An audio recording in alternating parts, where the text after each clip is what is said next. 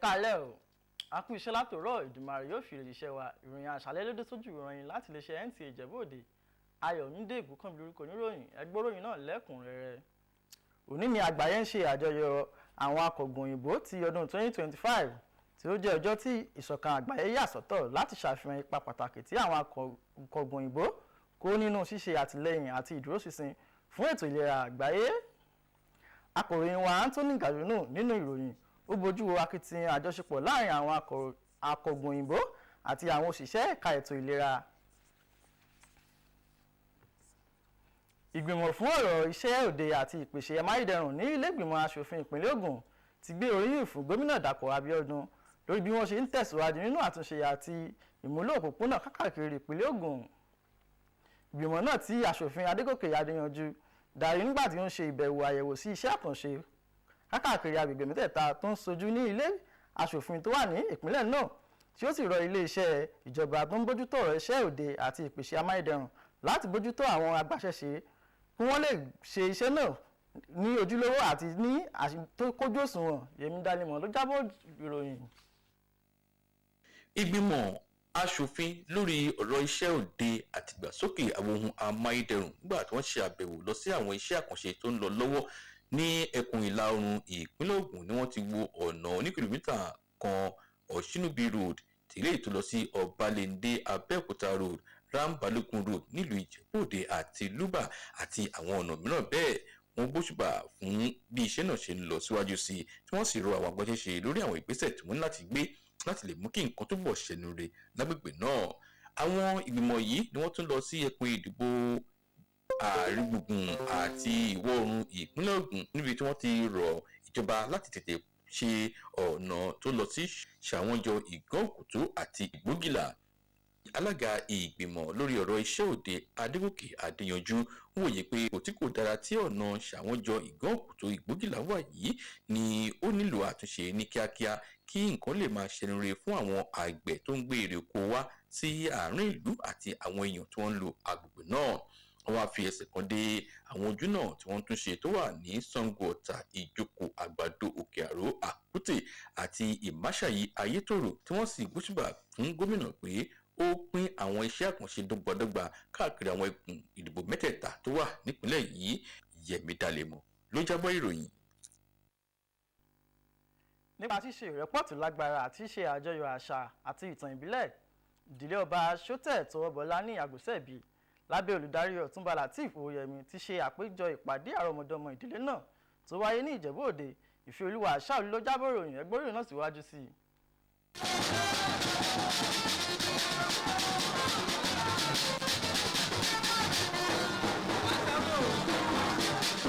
Ìpàdé náà ni láti ṣàjọyọ̀ ìrẹ́pọ̀ àti ìṣọ̀kan tí ó wà láàrin àwọn àrọmọdọ́mọ Ṣọ̀tẹ̀ Tọwọ́bọlá tí ìdílé oyè Agùnṣẹ̀mbí tí ọmọdé àti àgbà péjọpọ̀ sí lábẹ́ olórí ẹbí ìdílé Fúngbùwà Ọ̀túnba Lateef Oyèyẹmí ní ìlú Ìjẹ̀bú Òde. Ayẹyẹ náà wáyé látàrí ìṣọ̀kan tí ó wà láàrin àwọn ẹbí náà àti gbígbé àṣà lárugẹ. Kókó ìpàdé náà ni láti sọ fún àwùjọ lápapọ̀ ní iṣẹ́ takuntakun ìdílé náà àti fífa ojúlówó ọmọ yìí kalẹ̀ sí ipò àwùjalẹ̀ láti ìdílé ọba Jàdéàrà tí wọ́n wá láti ìdílé Fùṣẹ́gbùnwà.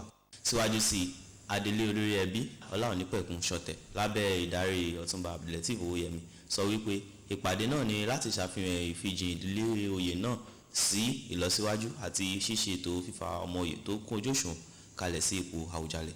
Ìdílé Ṣọ̀tẹ̀ ṣàlàyé ìṣọ̀kan tó wà láàrin àwọn ìdílé náà ní ìfijìn wọn fún àwùjọ lápapọ̀.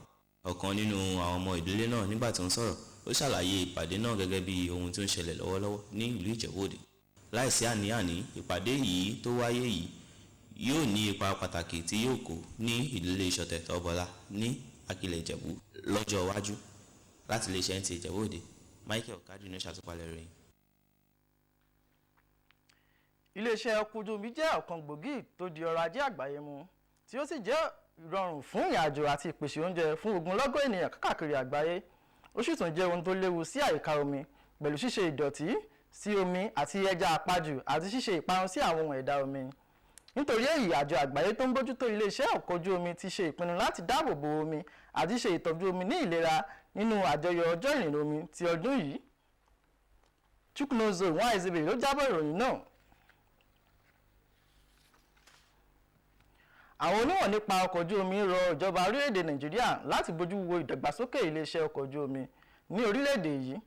Lórí ètò wa Good Morning Nigeria, wọ́n béèrè ìdí tí orílẹ̀-èdè Nàìjíríà fi ń gbọ́kànlé ọkọ̀ ojú omi láti ilẹ̀ òkèèrè nínú ètò ìdókòwò ìdílé ríra ọkọ̀ ojú omi. Ìpè yìí wá nígbà tí wọ́n ń ṣe àjọyọ̀ ọjọ́ ìrìnnà omi lágbàáyé ti ọdún 2025 pẹ̀lú àkòrí òkun wa ojúṣe wa àǹfààní wa. Ekemi Williams ló jábọ̀ ìròyìn. Ìjọba àpapọ̀ ti ṣe ìkìlọ̀ pé òjò ńlá alágbára àti ẹ̀kún omi ṣeéṣe kó wáyé láwọn ìpínlẹ̀ 15 àti àwọn agbègbè tó tóbi 11 láti oṣù kẹsàn-án ọjọ́ 24 títí sí ọjọ́ 28 ọdún yìí. Àtẹ̀jáde náà jáde láti iléeṣẹ́ ìjọba tó ń bójútó àyíká àti ìgbógun ti ẹ̀kún omi.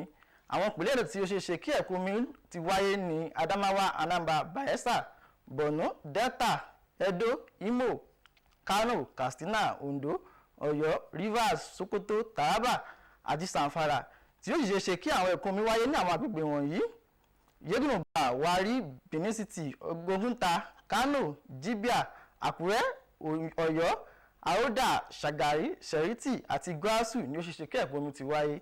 Èyí tí wọ́n ti gba àwọn alẹ́nulọ́rọ̀ láti gbé ìgbésẹ̀ ìdáàbòbò ẹ̀mí òun dúkìá. Iléeṣẹ́ ìjọba náà ṣe àtẹnumọ́ pé ìtanilólobó yìí jẹ́ lára àwọn ìkìlọ̀ àṣáájú láti bá mú ìdínkù bá ẹ̀kún omi lásìkò ìgbà òjò.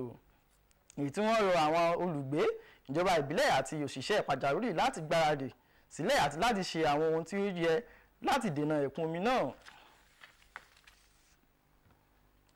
Àwọn àgbẹ̀ lórílẹ̀‐èdè Nàìjíríà àti àwọn oníṣòwò ohun èlò àgbẹ̀ kojú onírúurú ìṣòro bíi ọ̀nà tí kò dáa, àìní iná mọ̀nàmọ́ná, àìní ibùdó ìtọ́jú oúnjẹ pamọ́ sí, àìní ilé ìfowópamọ́sí.